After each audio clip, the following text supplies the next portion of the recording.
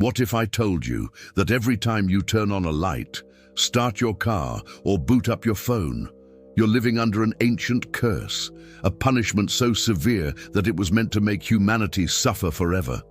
This is the true story of Prometheus, and it's far darker than Disney ever showed you.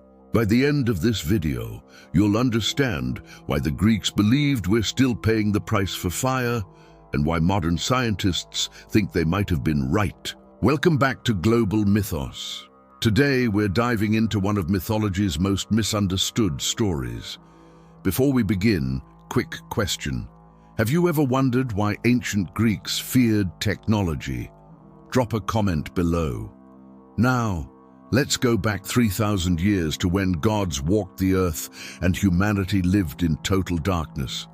Imagine a world without fire, no cooked food, no warmth on freezing nights, no light after sunset, no protection from predators. This was humanity's reality. We were essentially smart animals, tool users, yes, but trapped in an endless cycle of survival. The gods, they liked it that way. See, Zeus and the Olympians had a very specific vision for humanity. We were supposed to worship them, make sacrifices, and stay in our lane. We were pets, useful, entertaining pets, but one titan saw something different in us. Prometheus. His name literally means forethought, the one who thinks ahead.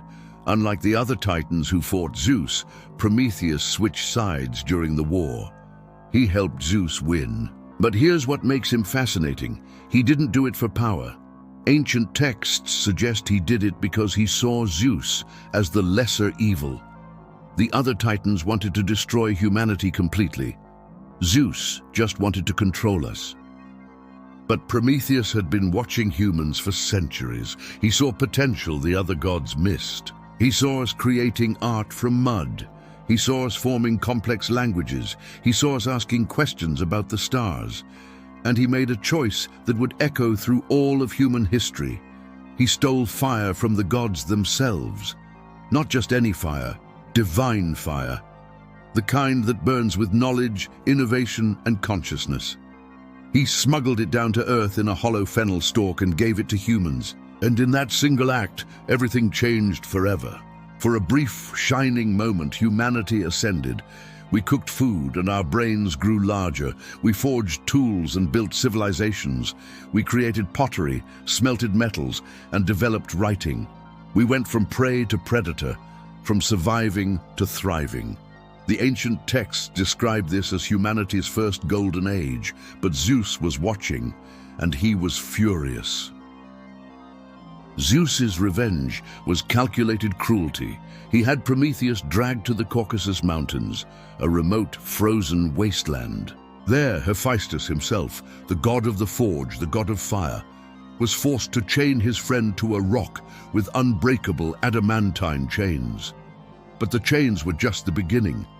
Every single day, a massive eagle, some say it was Zeus himself transformed, would fly down and tear open Prometheus's chest. It would eat his liver, slowly, while he screamed in agony. And because Prometheus was immortal, every night his liver would regenerate completely, just so the torture could begin again at dawn. This wasn't punishment for a year or a century. Ancient sources say this lasted for 30,000 years. 30,000 years of daily torture. And through it all, Prometheus never apologized, never begged for mercy, because he believed humans deserved that fire. But here's what most people don't know. Prometheus wasn't the only one punished. Zeus punished humanity too. He created Pandora, the first woman in Greek mythology, not as a gift, but as a weapon. She was beautiful, intelligent, and carefully programmed with one fatal flaw: curiosity. Zeus gave her a jar, mistranslated as a box, and told her never to open it. He knew she would. And when she did, every evil in the world was released. Disease, war, famine, death, jealousy, hatred, greed. The Greeks believed these things didn't exist before. They were Zeus's punishment, his way of making sure that fire, that knowledge, that progress would always come with a terrible cost. And here's the terrifying part. Only one thing remained in that jar: hope. Some scholars argue it was trapped there to torture us, giving us just enough hope to keep trying, keep suffering, but never enough to truly escape our cursed existence. Now here's where it gets really interesting and kind of scary. Modern scholars have started drawing parallels between Prometheus and our current technological age. Think about it. Nuclear fire gave us energy and weapons of mass destruction. The internet gave us connection and unprecedented surveillance. AI gives us advancement and potentially our replacement. Every major technological leap comes with darkness attached. Some scientists even call artificial intelligence Promethean technology. Power we stole from nature itself without fully understanding the consequences. We're living in Prometheus's shadow. Every time we push forward, we risk opening another jar. So was Prometheus a hero or a fool?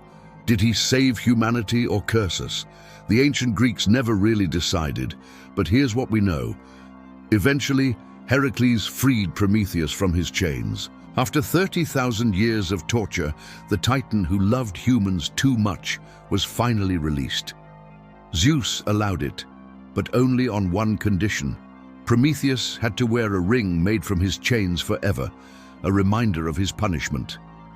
Maybe that's what all our technology is. Rings we wear, reminders that progress always costs something. But like Prometheus, we keep reaching for fire anyway. Because that's what it means to be human. What do you think? Was the gift of fire worth the curse? Let me know in the comments. And if you made it this far, you're exactly the kind of person this channel is for.